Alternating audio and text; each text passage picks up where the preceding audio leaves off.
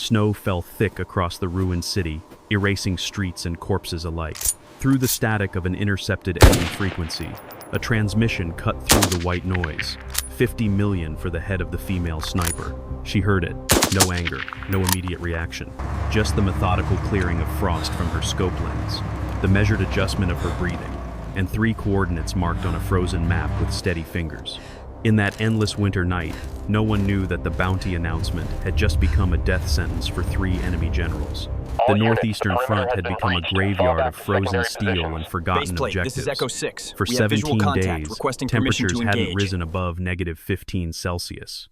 The city of Volgrad, what remained of it, sprawled across the white landscape like broken teeth, its shattered buildings providing the only shelter for miles in any direction. General Marcus Holbrook stood in the underground command center, studying the casualty reports with growing frustration. His forces had lost 11 strategic positions in the past week. Not to overwhelming assault, not to coordinated attacks, to something far more insidious. Another one, Lieutenant Colonel Patricia Vance reported, her breath visible even in the heated bunker. Captain Reynolds, single shot, approximately 800 meters. No spotter detected. No follow-up fire. Holbrook's jaw tightened. That makes 23 officers, all precision kills, all in conditions that should make long-range shooting nearly impossible. The men are calling it the White Ghost, Vance said quietly. They're saying it's one person, a woman. Superstition. Intelligence confirms it, sir. Intercepted transmissions reference a lone operative, female, former Olympic rifle champion before the war. She's been operating independently since her unit was destroyed 6 months ago. Holbrook turned to the frozen window overlooking the command center's lower level. His officers worked at their stations, but he could feel the tension. Fear was a cancer in military operations, and this phantom sniper was metastasizing through his ranks. We have 3 generals on this front, he said. General Hammond runs logistics. General Chen commands ground operations. And me. If this woman is half as dangerous as they say, we're all targets. Which is why I'm recommending we make her one, Vance replied. She placed a document on his desk. A public bounty. 50 million. Broadcasted on all channels. Every mercenary, every bounty hunter, every desperate soldier will be hunting for her instead of fighting us. Holbrook considered this. You want to turn the entire front into a manhunt. It'll flush her out. Force her to run or hide. Either way, she stops killing our officers. He signed the authorization. Within the hour, the bounty was transmitted across every military and civilian frequency within 300 kilometers. What they didn't know was that in a collapsed apartment building 4 miles north, Catherine Walsh sat with her rifle across her lap, listening to their broadcast through a salvaged enemy radio. She allowed herself the ghost of a smile. They'd just told her exactly where their command structure was positioned, and they'd confirmed all 3 generals were still in the operational theater. Catherine pulled out her map, a composite of pre-war city plans and hand-drawn tactical observations. 3 red circles marked probable command locations. She studied the topography, the wind patterns, the patrol schedules she'd memorized over weeks of patient observation. The bounty didn't frighten her. She'd stopped feeling fear somewhere between watching her unit burn and learning to sleep in sub-zero temperatures with only plastic sheeting for shelter. What she felt now was something colder than the winter wind rattling through broken windows. Purpose. Clarity. The knowledge that General Holbrook had just made a fatal tactical error. He'd turned this into a game. And in this frozen hell, she was the only player who'd already accepted that survival was optional. Catherine Walsh had been 23 when the war began. A competitive shooter with 3 national championships and 1 Olympic silver medal. The rifle had always made sense to her in ways that people never quite did the math of wind and distance. The meditation of controlled breathing, the honesty of a target that never lied about whether you'd succeeded or failed. The military had recruited her as an instructor, then as a designated marksman. Then, when her talent became undeniable, as something more specialized. She'd been part of a 6-person reconnaissance unit. They'd operated behind enemy lines for 4 months before the ambush. She'd been on overwatch, half a mile away, when the mortars fell. She'd watched through her scope as her team, her friends died in a confusion of fire and shrapnel. She'd had 1 shot at the enemy forward observer calling in the strikes. She'd taken it, then she'd disappeared into the winter landscape, and she'd never stopped moving. That had been 6 months ago. Now she lived like a ghost, scavenging supplies from the dead, moving through the ruins with the patience of someone who'd learned that hesitation kept you alive longer than heroism. Her current position was the 5th floor of what had been a luxury apartment complex. The exterior wall had collapsed, giving her a clear view across 2 kilometers of urban wasteland. She'd camouflaged her position with salvaged furniture and snow-covered debris. From the street, the apartment looked like any other ruin. She'd been here for 3 days, watching enemy movements, calculating patterns. The bounty broadcast had given her the final pieces of information she needed. General Hammond, the logistics commander, was the key. He coordinated supply convoys from a mobile headquarters that moved every 48 hours. But his routes were predictable, they had to be, to maintain supply line efficiency. Catherine had identified 3 probable locations for his next position. General Chen commanded ground forces from a fortified position in what had been the city's financial district. Heavy security, but he was known for personally inspecting forward positions. Predictable schedule, predictable routes, and General Holbrook, the supreme commander, operated from a bunker complex near the old rail yards, the most protected, but also the most static target. Catherine loaded her equipment into a weatherproof pack. The rifle was a military pattern bolt-action in .338 Lapua Magnum, taken from a fallen enemy sniper 3 months prior. Not her first choice, but ammunition was easier to scavenge than for her original weapon. She checked her supplies. 4 days of food, 2 liters of water, ammunition, 23 rounds, medical kit, backup radio, map, compass, and something she'd carried since the ambush, a photograph of her unit, taken 2 days before they died. She looked at their faces for a long moment, then tucked it back into her inner pocket. "This is for you," she whispered to the dead, "but it's also for everyone they'll kill if I don't stop them." She shouldered her pack and began the careful descent through the ruined building. The snow was falling heavier now, which was good. It would cover her tracks within minutes. The hunt had begun. But they didn't understand they were never the hunters. They were always the prey. Catherine spent the night in a collapsed subway tunnel, studying her intelligence by the light of a chemical glow stick. She'd learned to think like her targets, to understand not just where they'd be, but why they'd be there. General Donald Hammond was 61, a career logistics officer who'd built his reputation on efficiency. He'd kept armies supplied through 3 different conflicts. His convoys ran on time. His warehouses were precisely inventoried. He was, by all accounts, brilliant at his job, which meant he valued predictability. Logistics required routine, schedules, reliable patterns. His mobile headquarters moved on a fixed rotation to maintain communication with supply depots. Catherine had tracked 7 position changes over the past month. She knew where he'd be tomorrow. His fatal flaw wasn't incompetence. It was the assumption that excellence in logistics made him untouchable. He believed in systems, in redundancy, in the protection that proper planning provided. He didn't understand that against a patient enemy, patterns were suicide. General Linda Chen was 47, a tactical commander known for aggressive ground operations. She'd earned her rank through a series of successful offensives, combining armor and infantry in coordinated strikes that overwhelmed defensive positions. Catherine had studied her tactics through captured communications and observed troop movements. Chen was aggressive, decisive, and personally brave, often visiting forward positions to assess situations firsthand. Her subordinates respected her because she shared their risks. Her fatal flaw was that very courage. She believed that understanding the ground required seeing it personally. She thought her security detail and armored transport made her safe enough. She didn't understand that courage and visibility were the same thing through a scope. General Marcus Holbrook was 55, a strategic planner who designed the entire northern offensive. Cautious where Chen was aggressive, calculating where Hammond was routine. He operated from hardened positions, varied his schedule, and trusted no one completely. Catherine knew he was the most dangerous of the 3. He'd issued the bounty, which meant he understood the threat she represented. He wouldn't be easy to reach. His fatal flaw was subtler. He believed in protection through isolation. He stayed behind thick walls, surrounded by security, connected to the war through reports and screens rather than personal presence. He didn't understand that isolation created rigidity, and rigid things, in winter, tended to shatter. Catherine marked her timeline. Hammond first, his death would disrupt supply lines, creating chaos. Chen second, with logistics faltering, her aggressive tactics would become desperate, creating opportunities. Holbrook last, isolated, paranoid, and dealing with the collapse of his command structure. 3 shots, 3 deaths, 3 days. She'd never attempted anything this ambitious. But then, They'd never put a 50 million price on her life before. Fair was fair. The bounty announcement transformed the front. Within hours, the radio frequencies filled with chatter from mercenary groups, independent operators, and regular soldiers hoping for a retirement-sized payday. Catherine listened to their communications from a new position in an abandoned warehouse. They were organizing search parties, establishing checkpoints, flooding the ruins with hunter-killer teams. She counted at least 40 groups specifically hunting for her.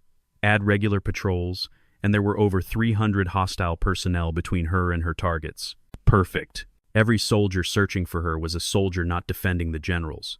Every checkpoint looking for a lone woman was a checkpoint ignoring supply convoys and command vehicles. They'd turned their entire defensive posture inward, creating exactly the chaos she needed. She moved through the city like smoke. The snow helped. It was falling constantly now, heavy flakes that reduced visibility to less than 50 meters. She used the ruins' vertical space, climbing through collapsed buildings, moving along rooftops, and through upper floors, where the hunters never thought to look. Twice, she passed within 20 meters of search teams. They called out to each other, nervous voices in the white silence, rifles pointing at shadows. They were hunting a ghost story, and ghost stories made people paranoid.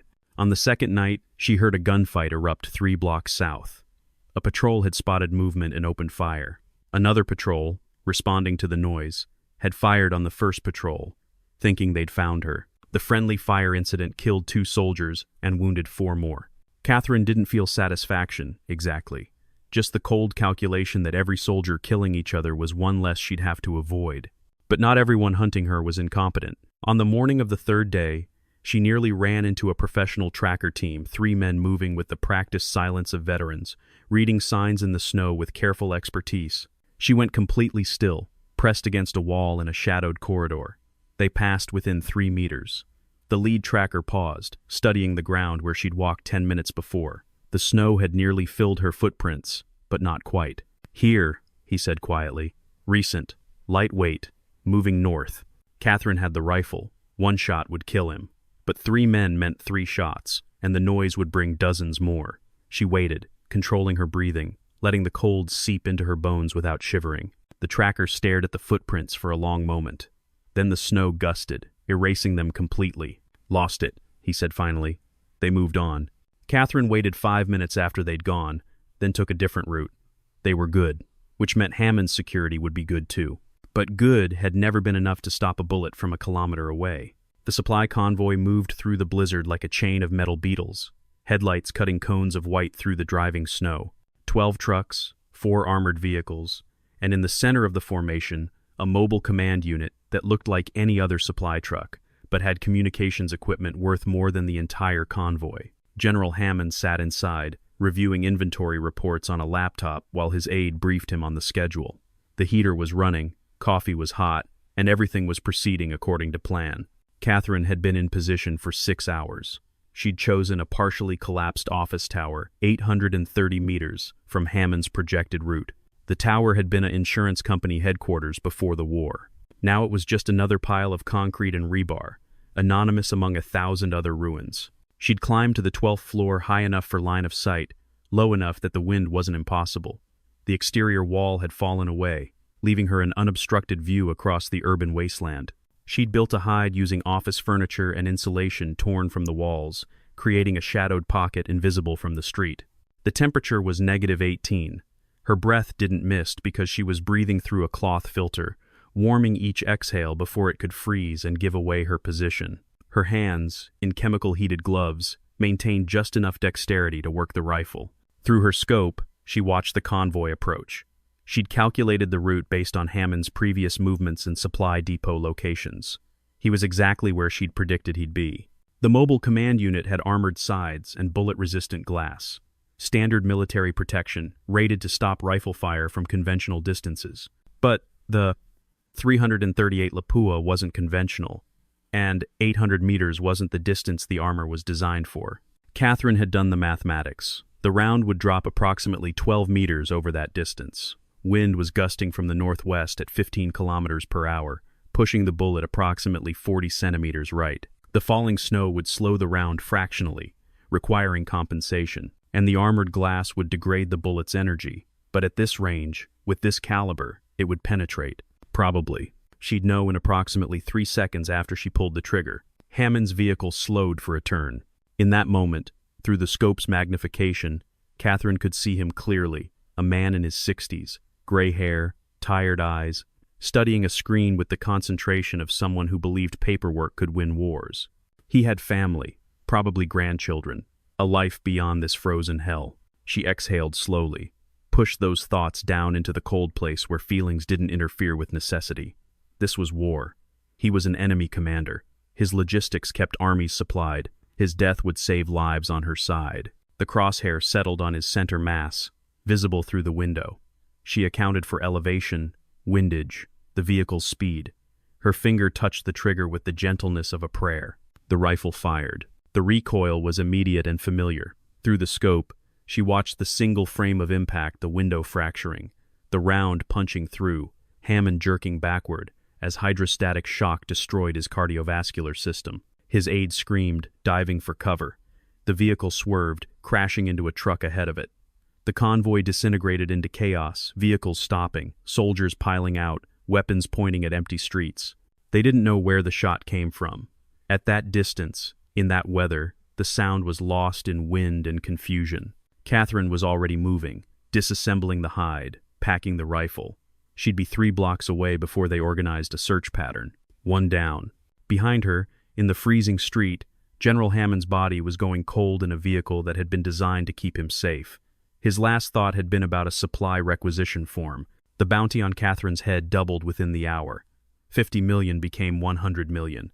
General Holbrook himself made the announcement, his voice tight with barely controlled rage. Catherine listened to it while moving through a flooded basement tunnel. She smiled in the darkness. They still didn't understand. Every time they escalated, they made themselves more desperate, and desperate people made mistakes. General Chen received news of Hammond's death while inspecting a forward artillery position. She'd been reviewing firing solutions with the battery commander when her aide approached with the report. "Confirmed kill," the aide said quietly. "Single shot, long range. They're still searching for the shooter." Chen's expression hardened. Hammond was in an armored vehicle. 8-person security detail. How? Approximately 800 meters. High-caliber round punched through the window. In this weather? Yes, ma'am. Chen looked out across the snowy wasteland that had been suburban Volgrad. The white ghost. The woman with the impossible shots. 50 million hadn't been enough to stop her. 100 million probably wouldn't either. "Double all security protocols," Chen ordered. "I want counter-sniper teams active on every movement. No vehicles without armored top cover. And I want her found. Use everything we have." What Chen didn't know was that finding Catherine wasn't the problem. Catherine had already found her. Chen's predictability was her tactical strength. She maintained routine to instill confidence in her subordinates. Morning inspections of forward positions, afternoon briefings at the command post, evening reviews of the next day's operations. She varied the specific positions she visited, but the timing remained consistent, and timing was all Catherine needed. The plaza had been a public square before the war, surrounded by municipal buildings and shopping centers. Now it was a crossroads for military traffic, a flat expanse of snow, marked by vehicle tracks, and the occasional crater from artillery exchanges. Chen's convoy crossed it every afternoon around 1,400 hours, moving from the forward positions back to her command post. The route was necessary. It was the only cleared path through that sector's rubble field. Catherine set up her shot from the hollowed-out remains of a department store, 600 meters southeast of the plaza. She'd spent the previous night preparing the position, clearing sight lines through the building's skeleton, creating multiple hide positions so she could shoot and move. This shot was different from Hammond's, not because of the distance 600 meters was easier than 800, but because Chen traveled with counter-sniper teams now. The moment Catherine fired, they'd calculate her position and return fire. She'd have approximately 15 seconds to shoot and disappear, maybe less if they were good. Through her scope, she watched Chen's convoy enter the plaza. 2 armored vehicles, 1 command truck, 4 escort jeeps. The vehicles moved in a staggered formation designed to prevent a single shot from hitting multiple targets. Chen was in the command truck. Catherine had confirmed it through radio intercepts. The general was in the back compartment, reviewing reports, believing that steel and speed kept her safe. The convoy maintained 20 kilometers per hour through the plaza. At 600 meters, that meant Catherine had a moving target with approximately 3 seconds in her optimal firing window. She'd trained for shots like this before the war. Olympic competitions included moving targets, though they didn't shoot back. Chen's truck entered the window. Catherine's breathing slowed, heartbeat steady, crosshair tracking the vehicle's movement, leading it by exactly the right amount. The truck's armor was thinner than Hammond's vehicle. But the shot angle was worse. She'd have to punch through the truck's side panel and an interior wall to reach the passenger compartment. 2 barriers, 1 round, 600 meters, in falling snow. She fired. The rifle's crack was swallowed by wind. The round covered 600 meters in approximately 1 second. It struck the truck's side panel at an angle, the armor-piercing core punching through the outer steel, fragmenting slightly, then penetrating the interior wall. General Chen never knew what hit her. She'd been reading a tactical report. The round entered her torso at a shallow angle, the fragmented bullet creating a wound channel incompatible with life. The convoy continued for another 10 seconds before her aide realized the general was dead. Catherine was already moving. Behind her, she heard the distinctive crack of counter-sniper fire, heavy rounds tearing through the building, targeting her muzzle flash. Good reaction time. Professional. But she'd planned for this. Her exit route took her through a collapsed section of floor, dropping her to the level below, then into a basement access tunnel. By the time the counter-sniper team reached her shooting position, she was 200 meters away and still moving. The radio frequencies exploded with panic. Orders. Confusion. The realization that they'd lost another general. Catherine emerged from the tunnel system 4 blocks away, in a different sector entirely. She found shelter in a burned-out church and allowed herself 5 minutes of rest. Her hands were shaking slightly, adrenaline, not fear. She'd made 2 impossible shots in 3 days, and she'd survived both. But the hardest target was still ahead. General Holbrook wouldn't make Hammond's or Chen's mistakes. He wouldn't follow routines or expose himself. He'd be buried in his bunker, surrounded by security, paranoid and untouchable, which meant Catherine would have to do something she'd never attempted before. She'd have to make him come out. General Holbrook stood in his command center, staring at the casualty reports with the expression of a man watching his carefully constructed world crumble. 2 generals dead in 72 hours. Both precision kills at distances that shouldn't have been possible in these conditions. The entire northern front was teetering on the edge of collapse, supply lines disrupted, ground operations stalled, command structure fragmenting, and somewhere in the frozen ruins, a woman with a rifle was hunting him. "We've mobilized every available unit," Colonel Vance reported. 600 personnel actively searching. Aerial drones, thermal imaging. "We've locked down every approach to your position within 2 kilometers. She's killed 2 generals through armored vehicles at extreme range in a blizzard," Holbrook said flatly. "You think thermal imaging will stop her?" "Sir, with respect, we can't let her dictate. She's already dictating everything." Holbrook gestured at the map showing search team positions. "Look at this. We've turned our entire force into a manhunt. We're not fighting a war anymore. We're hiding from one woman." He sat down heavily. "What do we know about her?" Vance consulted her notes. Catherine Walsh, age 24. Former Olympic rifle shooter, silver medal in the 10-meter air rifle. Recruited as a military marksmanship instructor, later trained as a designated marksman. Her unit was wiped out 6 months ago. She's been operating independently since. Family? Parents deceased. No siblings. No close relationships on record. She lived for competitive shooting before the war. Holbrook absorbed this. A woman alone, with nothing to lose, turned loose on his command structure. It was almost elegant in its simplicity. What's her psychological profile? Disciplined, patient, shows no signs of trauma-induced recklessness despite the loss of her unit. Intelligence suggests she's been scavenging supplies, avoiding contact, operating with long-term planning rather than desperation. So, she's not going to make mistakes. "No, sir." Holbrook stood, walked to the reinforced window overlooking the bunker complex. 12-foot concrete walls, guard towers, multiple security perimeters. He'd designed this position to be impregnable, but Catherine Walsh had proven that nothing was impregnable. "I want counter-sniper positions on every building within 1,500 meters, he ordered. "I want security rotations every 4 hours so she can't learn the patterns. And I'm not leaving this bunker until she's confirmed dead.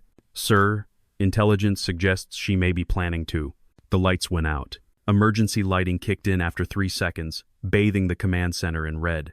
Holbrook's security detail immediately surrounded him, weapons raised. "Report!" Vance shouted. "Power station is down," a technician called. "Looks like someone sabotaged the generator." Backup power? Online, but limited. We've got 12 hours at current consumption. Holbrook's mind raced. The bunker had redundant systems, but losing main power meant losing some sensor arrays, some communications equipment. It meant blind spots. It meant she was creating opportunities. "She can't get in here," Vance said, reading his expression. "The bunker is sealed. Triple redundant security. She'd have to walk through 50 armed guards to reach you." Then why did she cut the power? No one had an answer. In the darkness beyond the bunker perimeter, Catherine worked quickly. The power station sabotage had been simple, a small explosive charge on the fuel line, timed to detonate during the guard shift change. Not enough to cause casualties, just enough to disable the generator. She wasn't trying to get into the bunker. That would be suicide. She was trying to get Holbrook to leave it. For 3 days, nothing happened. The bunker remained on emergency power. Security stayed at maximum alert. General Holbrook refused to leave the command center. Catherine waited. She'd positioned herself in a collapsed radio tower 1,100 meters from the bunker. It wasn't an ideal position. The angle was difficult, the wind exposure severe, but it had unobstructed sight lines to the bunker's main entrance and emergency exits. She'd brought 6 days of supplies, chemical heat packs to prevent hypothermia, water in insulated bottles, food that wouldn't freeze, and the rifle, protected from the elements, maintained with the care of a religious ritual. On the 4th day, the weather worsened. The temperature dropped to -25. Wind gusts reached 60 kilometers per hour. Snow fell so thick that visibility dropped to less than 30 meters. It was, by all conventional wisdom, impossible shooting weather, which was exactly what Catherine had been waiting for. Through her scope, she watched the bunker entrance. Holbrook was running out of options. Emergency power meant limited heating, limited communications. His soldiers would be getting cold, tired, frustrated. Morale would be degrading, and eventually, necessity would force him to make a choice. It happened on the afternoon of the 4th day. A convoy arrived at the bunker fuel trucks, supply vehicles, a mobile generator, the relief force that Holbrook had requested 3 days earlier. To accept the supplies, the bunker doors would have to open. Catherine watched security teams sweep the perimeter, watched counter-sniper units establish positions on nearby buildings. They were being careful, professional, doing everything right. But they were searching for threats at 500 or 600 meters, not 1,100, not in weather this severe. The bunker's main door began to open, a massive steel barrier rolling back on hydraulic tracks. The opening was 3 meters wide, designed for vehicle access. And standing just inside, coordinating the supply transfer, was General Holbrook. He was wearing body armor, surrounded by guards, exposed for perhaps 30 seconds while the convoy maneuvered. 30 seconds to take a shot that no one believed was possible. Catherine had calculated everything. 1,100 meters, 25-kilometer-per-hour wind from the northwest, gusting higher, falling snow reducing visibility, temperature affecting powder burn rate. The round would drop nearly 19 meters over that distance, and she'd have to thread it through a 3-meter opening, past guards, past movement and confusion, to hit a man she could barely see through the scope. Olympic competition had never been like this. Competition shooting was controlled, measured, predictable. This was chaos given form, but chaos was just another variable to calculate. She settled into the shot, breathing controlled, heartbeat steady. The crosshair found Holbrook a shape more than a person at this distance, half obscured by falling snow. The math ran through her mind like a prayer. Elevation, windage, the Coriolis effect at this range, the density of cold air, the fractional delay of the round passing through heavy snow. Her finger touched the trigger. In that moment, she thought of her unit, the friends who died because she'd been too far away to save them. She thought of Hammond, of Chen, of every soldier and civilian who died in this pointless frozen war. She thought of the question that had haunted her for 6 months.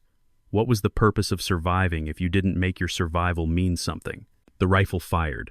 Through the scope, she watched the round cover 1,100 meters, watched it drop with gravity's inexorable pull, watched it drift in the wind, fighting through falling snow, watched it enter the 3-meter opening, watched General Holbrook's body jerk backward as the round struck him in the chest, punching through body armor that wasn't designed for this caliber at this velocity. He fell. Guards rushed forward. The bunker doors slammed shut. Catherine was already disassembling her position. She'd have perhaps 10 minutes before they organized a search pattern. The weather would cover her tracks, but she needed distance. She climbed down from the tower, moving through the ruins with the practiced efficiency of someone who'd been running for 6 months. Behind her, she heard sirens, shouts, the sounds of an army realizing their supreme commander was dead. By nightfall, she was 5 kilometers away, sheltering in an abandoned factory. The radio frequencies were chaos, contradictory orders, panicking officers, units requesting instruction from a command structure that no longer existed. The Northern Front was collapsing, not from military defeat, but from the simple absence of the men who'd been coordinating it. Catherine allowed herself a moment of satisfaction. Then, she packed her equipment and kept moving. The war wasn't over. But this battle, her private war against the men who'd issued a bounty on her life, was finished. The enemy withdrawal began within 48 hours of Holbrook's death. Without supply coordination, without tactical leadership, without strategic direction, the Northern Front simply ceased to function as a unified force. Units retreated independently. Some surrendered. Others disappeared into the winter landscape, hoping to survive long enough to reach friendly territory. The 100 to million bounty on Catherine Walsh was quietly removed from all frequencies. No announcement, no explanation. It simply stopped being mentioned, as if speaking her name would summon her from the snow. Soldiers who'd been hunting her turned their attention to survival. The hunter-killer teams dissolved. The checkpoints abandoned. The city of Volgrad, which had been a frozen battlefield, became a frozen tomb. Catherine watched it all from a safe distance. She'd moved to a position 20 kilometers south, in the ruins of a small town that had been evacuated months before. She had supplies for a month, maybe longer if she was careful. For the first time in 6 months, she wasn't running, wasn't hiding, wasn't planning the next shot. She cleaned her rifle one final time, then disassembled it completely. The war would continue, but her part in it was over. She'd done what she'd set out to do, not from heroism, not from duty, but from the simple mathematics of survival. They'd put a price on her life. She'd responded by making that price cost them everything. In the abandoned bunker complex, investigators found Holbrook's final orders contingency plans for dealing with the sniper threat, enhanced security, increased bounties, tactical responses, everything a competent military commander should have done. Everything except the one thing that might have saved him, leaving Catherine Walsh alone. When the spring thaw finally came, the city of Volgrad revealed its secrets. Bodies frozen in the snow emerged like ghosts of the winter campaign. Equipment that had been buried under drifts appeared in scattered heaps. The ruins, which had seemed timeless under snow, looked merely sad under the weak spring sun. Military historians arrived to document the Northern Front's collapse. They interviewed survivors, reviewed communications logs, pieced together the timeline of events that had transformed a stable front into a rout. And inevitably, they heard the stories about the White Ghost. The details varied. Some said she'd killed a dozen generals. Others claimed she'd been a supernatural entity, immune to cold and bullets. A few insisted she'd been an entire team of snipers. Impossible for one person to have achieved what she'd done. But 3 facts remained undisputed. 3 enemy generals had died from precision rifle fire in impossible conditions. The deaths had occurred in sequence over 6 days, and no one had ever found the shooter. Catherine Walsh's name appeared in some reports, but without confirmation. She'd been listed as killed in action when her unit was destroyed. There was no evidence she'd survived, beyond anecdotal accounts from enemy soldiers who'd been hunting a phantom. The official record remained ambiguous. The legend did not.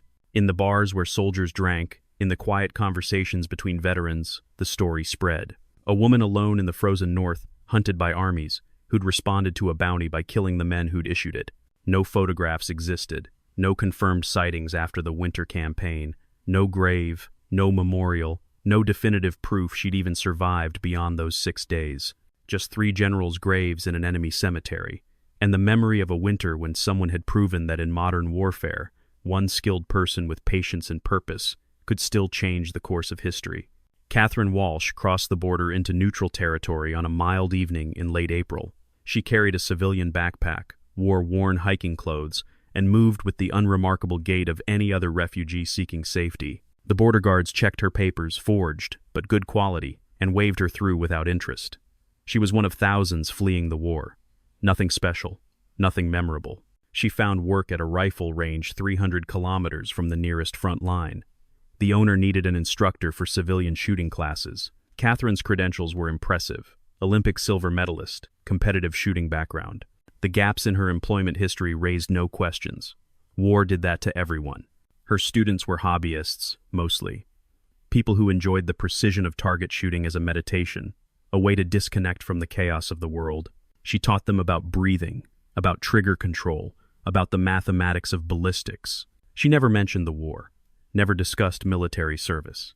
When students asked about her silver medal, she'd smile and change the subject. At night, alone in her small apartment, she sometimes took out the photograph of her unit, their faces smiling in the moment before everything went wrong. She'd keep it for another few months, then burn it. Memory was one thing, evidence was another. The rifle she'd used, the 338 Lapua that had killed 3 generals, was at the bottom of a river, disassembled and scattered across 10 kilometers of waterway. It had served its purpose. She had no need of it anymore. Sometimes, reading news reports about the war, she'd see analysis of the Northern Front's collapse, military theorists debating what had gone wrong, political commentators discussing strategic failures, historians documenting the chaos. None of them understood that sometimes history turned on moments so small they passed unnoticed. A bounty announced, 3 coordinates marked on a frozen map, the decision that survival required more than just staying alive. In the spring, one of her students, a retired engineer who shot for relaxation, asked her about extreme long-range precision shooting. "Is it true someone made a kill shot at over a kilometer in a blizzard?" he asked. "I read about it online. Some kind of legend from the war." Catherine adjusted his stance, corrected his breathing. "Most legends are just stories," she said. "Real shooting is about fundamentals, patience, practice, understanding your limitations." But theoretically, she considered the question. Theoretically, with perfect conditions, exceptional skill, and extraordinary luck, someone might make such a shot once, maybe twice, 3 times. She shook her head. That's not skill anymore. That's something else. What would you call it? She thought about frozen nights and impossible odds, about the moment when survival and purpose became indistinguishable, about 3 men who died because they'd made the mistake of making war personal. "Necessity," she said finally. "I'd call it necessity." The student nodded, satisfied with the answer, and returned to his target practice.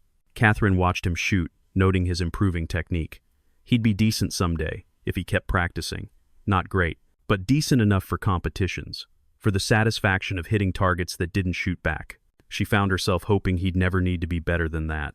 Because the kind of shooting she'd done in the winter, the kind that the legends whispered about, required a price she wouldn't wish on anyone. It required becoming the ghost in the snow, the thing that survived when everything human had frozen away. She'd paid that price. She'd survived. And now, in the warm spring air, with students who saw shooting as sport rather than survival, she was slowly learning to be human again. The war would end eventually. The legends would fade. Historians would write definitive accounts, and her name would be a footnote, if it appeared at all. But somewhere, in an enemy cemetery, 3 graves would remain. 3 generals who'd learned too late that putting a bounty on someone's life only worked if that person feared death. And Catherine Walsh, who'd stopped fearing death the moment she'd watched her friends die through a rifle scope, had taught them the final lesson of winter warfare. The coldest thing on the battlefield wasn't the temperature. It was the patience of someone who had nothing left to lose.